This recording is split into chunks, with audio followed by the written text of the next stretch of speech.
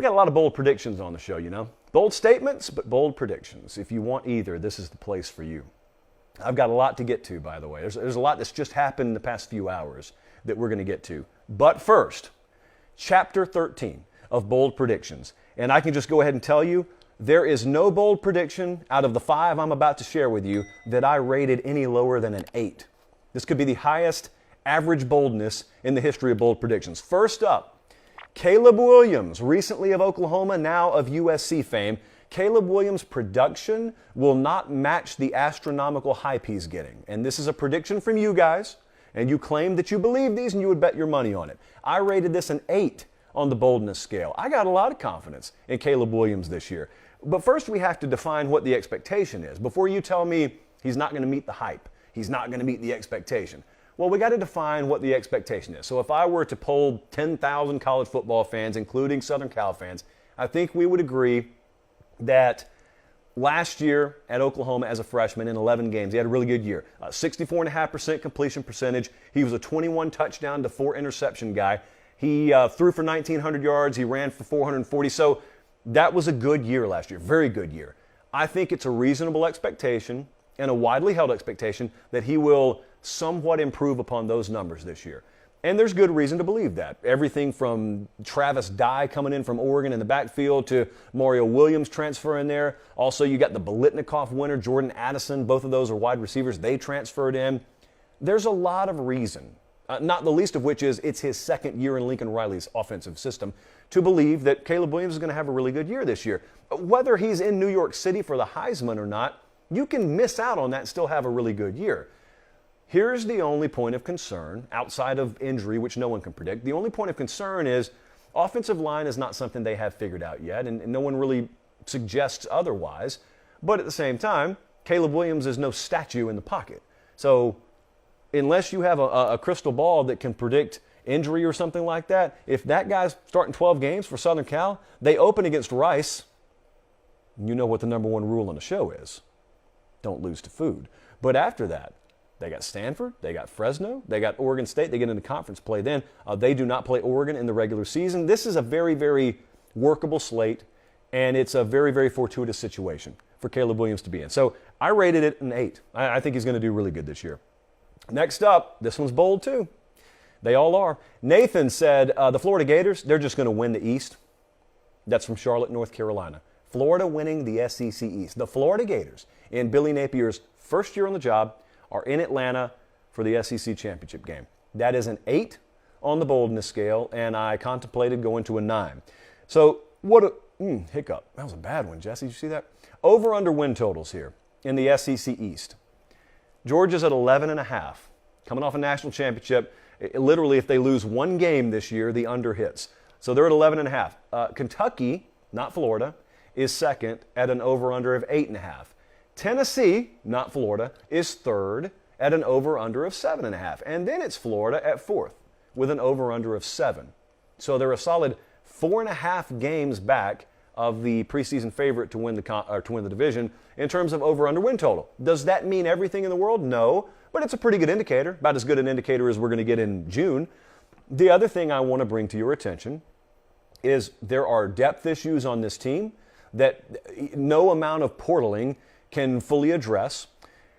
They also have to play LSU and Texas A&M from the West. So there are a lot of things working against Billy Napier in year one. Ultimately, as you know, if you've listened to the show, I've got all the confidence in the world in Billy Napier. And even if I didn't, people who are far more reputable than me inside the game have all the confidence in the world in him. So it's not one of those, they're never going to do anything, but we're talking about this year now. This year, it's tough for me to see that. Let's just say Georgia were to drop 2 games, but one of them isn't the cocktail party. So let's say we don't know the outcome of that game. It would still be a tall task to ask Florida to have that kind of resume to be able to make it to Atlanta. Crazier things have happened, but wide receiver is not a position group that I'm overly excited about with them this year. They couldn't practice the way they wanted to in spring because of a lack of depth at critical areas. I just think about them in week 10, week 11, week 12. Unless they have totally threaded the needle and they're healthy wire to wire and the natural attrition, which hits everybody, hits them, it's going to be tough. It's going to be really tough for Florida in year one. That is a key indicator as to why they have a new staff in place. Next up, now we're talking about playoff a little bit here. Remember last year, who'd we have? Bama, Cincinnati, Michigan, Georgia, in no particular order. Joe Cook says Michigan repeats and Georgia repeats. I'm taking that to mean both of them are in the playoff again this year. Both of them in the playoff, that's an 8 on the boldness scale out of 1 to 10. But it's not out of the realm of possibility for any one of them. See, this is where the big difference is. I mean, it makes such a big difference if Joe were to have said one of them is going to make the playoff again versus both of them are going to make the playoff again. What are the national championship odds right now? You may be wondering that. We're talking about teams making the playoff. What are the odds? Well, luckily, Stats and Info has it prepared for us. Georgia has the second best odds to win the national championship in the country right now. They're at plus 325. Only Alabama is listed ahead of them. But you don't have to go too far down the list to find Michigan. Michigan is 3, 4, 5, 6, 8th. They're in a multi-way tie for 8th. They're at plus 4,000. So point is, both of these teams are in the top 10 of the preseason national championship odds. So it's not crazy. But then you have to understand, we're predicting half the playoff field here. Think about with no parameters in place, how hard that's proven to be. You know, this is a sport where folks claim that the playoff is so predictable. And yet, with your life on the line last year, I guarantee you, if you had to predict 2 of the 4 teams with your life on the line, there would have been a lot of Ohio State broken hearts. There would have been a lot of Clemson, Oklahoma broken hearts. So we're trying to, in June, predict half of this thing. The difficulty in any given season to do that is one thing. But then you also have to take into account Georgia, like any title-winning team, could have the natural complacency thing creep in, for all we know. They could have the natural effect of losing like an entire all-pro awards team's worth of NFL draft talent that you had last year that you won't have this year. And at Michigan, while I have told you people are confident that the whole flirtation with the Vikings thing won't affect Jim Harbaugh, we don't know that. We also don't know that losing both coordinators won't negatively impact them. So with that being said, I'm going to say that's an 8. Both of them in the playoff, that's an 8 on the boldness scale. Not crazy, but bold. Next up, this is kind of mean actually. Hugh said Kansas is going to end with a better record than Nebraska, and Scott Frost is going to get fired. I did some radio in Omaha yesterday. I have never in my life talked about a week 0 game in Ireland more than I talked about it, with good reason, with the guys up there at ESPN Radio in Omaha yesterday. For the record, Nebraska's playing Northwestern in Iowa in late August. I hear it's lovely there that time of year. And that's about as far as I'll go. If you want my thoughts on international college football, listen to this week's Late Kick Extra podcast. Find it anywhere you get your podcast. So this is a 9. To project Kansas with a better record than Nebraska and Frost getting fired, that's a 9. Okay, it's not going to happen. Spoiler alert. I'm sorry. When I tell you what's going to happen sometimes, I forget to give you a spoiler alert. The over-under win totals here, 2.5 for Kansas. That's up from 1.5, by the way. It's been bet up. They opened at 1.5. Now it's at 2.5. Nebraska over-under win total, 7.5. Now Frost has not made a bowl game at Nebraska. So this shows you the odds makers think, number one, that drought may very well come to an end this year. Number two, they were 3-9 last year. The over-under win total 7.5. A lot of folks that have to be right on this stuff when they're setting their numbers believe there's a big bounce back coming for Nebraska this year. I believe that too. But if I'm wrong, and if the under hits by a mile, okay, let's just go with the total disaster scenario to show you how, to me, out of the realm of reasonability this is.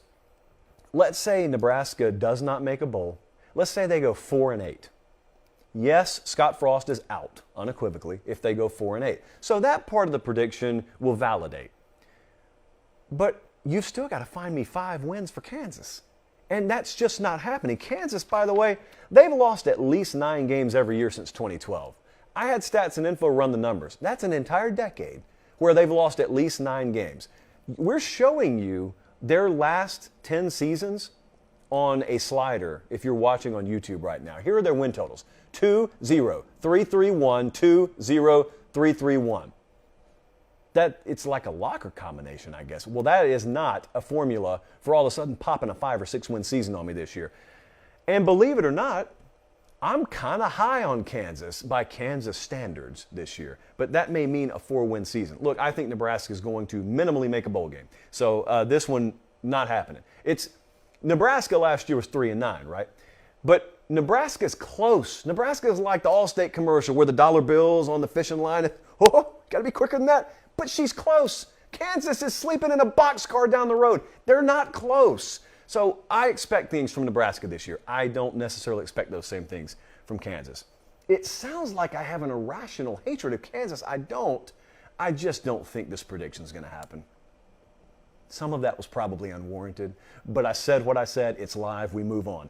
Let's go to the Big 12 to wrap things up here. Texas Tech is going to be a top 15 program under Joey McGuire. You know what? I misread this. For some reason, I thought Landon had said this is going to happen this season. So you know what, Landon? You may very well be right in time. I have to make an executive decision here. We are going to play pretend. It's a very professional thing to do. And I'm going to pretend that you said they're going to be a top 15 team this year. Okay? 3, 2, 1. Landon, that's one of the most ridiculous things I've ever heard. And you should be ashamed for saying it. That's a 9 on the 1 to 10 boldness scale. They were 7-6 last year. They fired the staff, obviously. So Joey McGuire comes in. They love him out there. So don't overlook this in time. Don't overlook the Joey McGuire factor. They love him and love it. Brand new there, but they love him so far. 90%. Not 90%, they're 90th in terms of returning production. So there's not a lot to buy into this particular year. Quarterback's still kind of unsettled there too. They've got the second worst odds in the Big 12.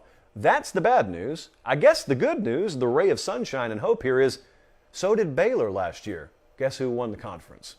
So there's that. If you're looking for a very, very bold futures bet, there's that. They got the Big 12 schedule. They've also got a Houston and NC State out of conference. So I am buying the future of this program, to be clear. I'm just not buying them being top 15 this year. Now we return to normalcy. Landon, I'm sure you're a great guy with a good heart, and I hate that I had to do that to you.